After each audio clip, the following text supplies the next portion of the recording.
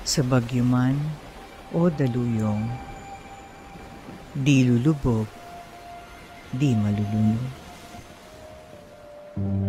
Ito ang kasaysayan ng isang larawan.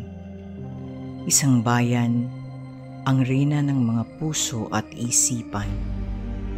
Ito ang kasaysayan ng pananampalataya, pananalig, pasasalamat. Ito ang kasaysayan ng larawan ng mahal na Birhen ng Santissimo Rosario ng Salinas, Reina del Caracol. Balikan ang nakaraan, sariwain ang kasaysayan ng isang imaheng nagbuklod sa isang sambayanan sa pananampalataya.